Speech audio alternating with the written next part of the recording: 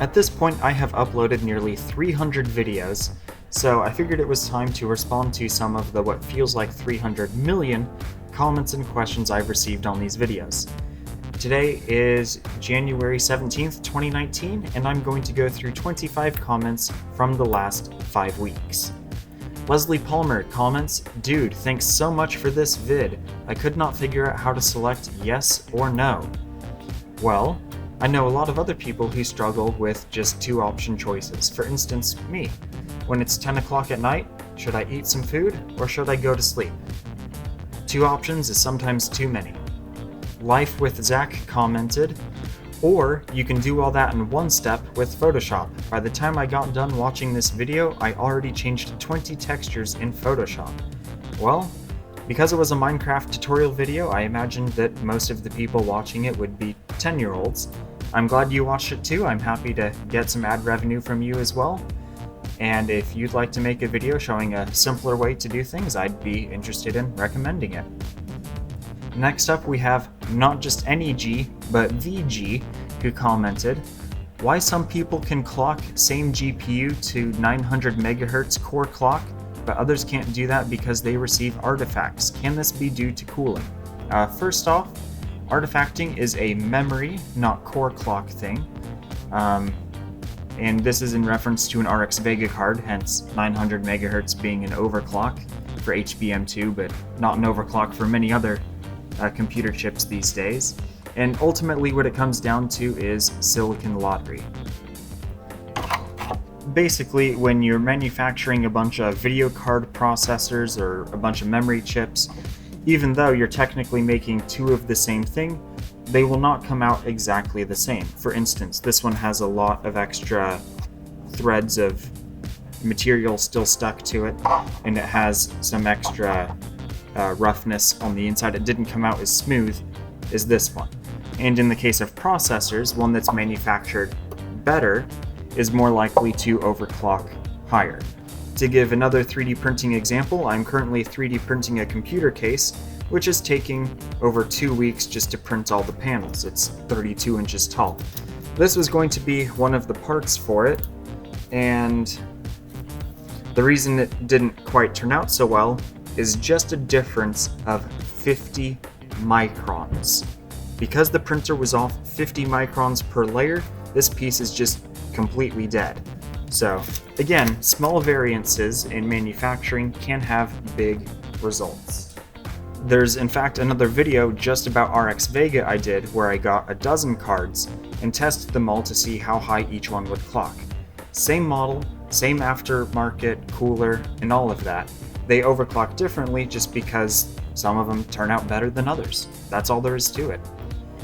Another comment on a monitor overclocking video I did, he said, "Not sure if I'm gonna overclock because I'm too scared to damage my monitor," and I don't blame you at all for that one.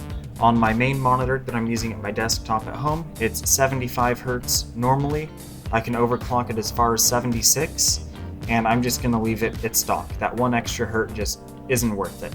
I won't get hurt about missing out on that hurt. Sounded a lot funnier in my head before it came out of my mouth. Martin Kluge says, "Thanks, you have saved my life too." And while it may sound like I may not have literally saved his life, I will point out that if you download NCH Prism, which is a video conversion software that has no graphics card acceleration, but it does convert multiple files at once, if you actually look at the terms and conditions, I forget if it's number 4 or 5 or 6, it says that you may not use that software in circumstances where the failure of this video converter may result in loss of human life or serious injury. So I guess it is possible then that computer software can endanger someone. RealMe C1 commented, "Suggest me some ways to increase the life of a graphics card and processor, please." For your processor, basically just make sure it has good cooling and leave it at stock settings. If you leave it at stock settings, it will undervolt itself when it's not under high load, and that's basically all you can do, short of just locking it at something ridiculous like 1 GHz. But also something else to keep in mind is how long do you want these parts to live?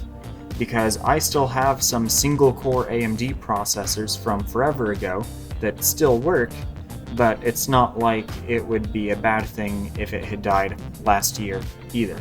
So if you still want to be using the same computer 30 years from now, then sure, go extreme and underclock your CPU with some heavy undervolting.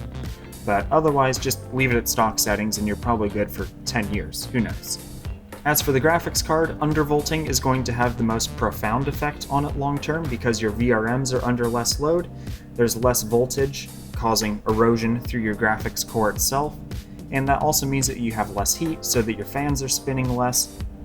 Solid Money says that he was hoping I would do some more undervolting testing with RX Vega cards to see how far you can undervolt it and still have it be stable. And I would suggest that you go check out my NVIDIA video on seeing how far I can overclock with different apps. If you're interested, I'll do something like that, but undervolting based, to see how far you can undervolt and maintain stock clocks. So, if you're interested, let me know in the comments and I'll go do that. Plermetic says, cringy.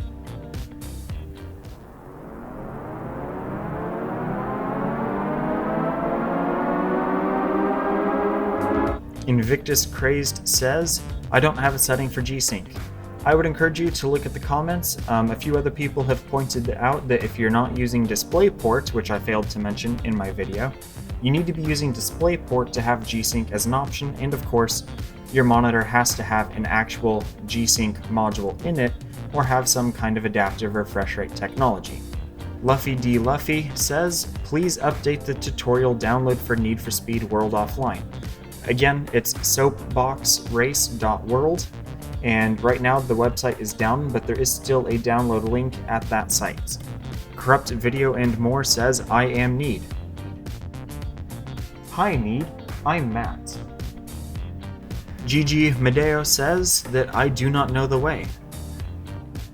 No, you. Bearsphere Mask commented, 2 minutes or less could save you 20% or more by switching to bronze. To which I have to say, bronze. The best a noob can get. Isaac's Random Videos commented, can you get it on Mac, referring to Need for Speed World. To which I have to say, if you're looking to game on a Mac, that's what you're looking at, unless you install Windows on it. Then you can really game. 4T comments, my monitor gets hot at 60 Hz, not sure if I should try overclocking it. Well, I have a TV back at my parents' house that I got them, and that TV gets really hot. That heat, however, is largely coming from the backlight itself, and not the chip that processes or digitizes the image. So you should still probably be okay to overclock, but if you're feeling cautious, then take it in small steps and don't try for more than like a 10% overclock, and you should be good as long as you're just going up 1 Hz at a time. Victor Gomez commented, good video. Good comment. Jiden Shautoko and I had a bit of a conversation trying to figure out what was up with his 1080 Ti, and I'm actually having problems with my 1080 Ti right now. And I've tried flashing the BIOS on it again, I've tried underclocking it, even minus 200 MHz core and minus 500 on memory, and I've had no success getting it to work. I can run a game for 2.5 to 3 minutes, and then I get the blue screen of death. However, I tried that card on 2 more computers, and it worked just fine. So what I'm going to be doing over the next few days is reinstalling Windows from scratch on my Threadripper machine to get the 1080 Ti working again. So, I'm not sure if you fixed your issue yet, but that's what I'm going to be doing, and that's probably where you're at too. The 234 Chagrin commented about getting Reshade up and working on GTA 5. And to be honest, it was really hard and involved. I looked at a bunch of tutorials, don't remember exactly what I did, but it took hours to get that mod working, and my computer has been extra crashy since then in other applications as well. Not sure if that's because I've been moving a bunch of hardware in and out on it, or it had something to do with Reshade, but I'm not going back to it at all. Gustavo Valencia was asking if when I overclocked TVs the one that died stopped working, or if it was just that input. It was the whole TV. On my 3D printing pen video, Merlin commented that it just might give people unrealistic expectations with all of the advertising on this sort of product. That's what the internet is for, giving people unrealistic expectations. Matteo van der Smeesen commented, "Good vid, I would recommend you buy a new camera and microphone. Try for the camera Firefly 8S, it is a sports camera, but is still pretty good." So what I'm looking for in a camera is more than just resolution and lens. Specifically, I'm looking for something that I can just leave plugged into AC power, records in 4K 60, as well as has a good lens and feature set and stuff like that, and not too horrible compression.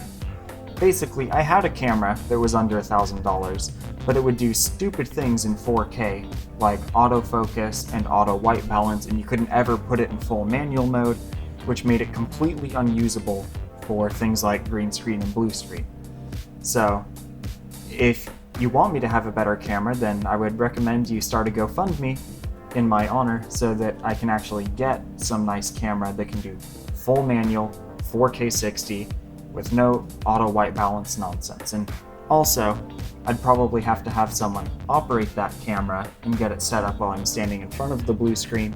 So, I'm a ways from that point, but I am aware that upgrades are necessary and will be coming in the near future. I am too uncultured to even begin to try and pronounce this name, but he said in this video where I showed how on GameCube you can change some of the emulation settings in Dolphin to make the image look better, he wanted me to try emulating GameCube on mobile. And this was the inspiration I used to make that video 4 days ago, so go check it out there. D. Finn commented, "I hope you're not mining with all of those GPUs behind you. I'm so offended you would even point that out. I would never do something like that."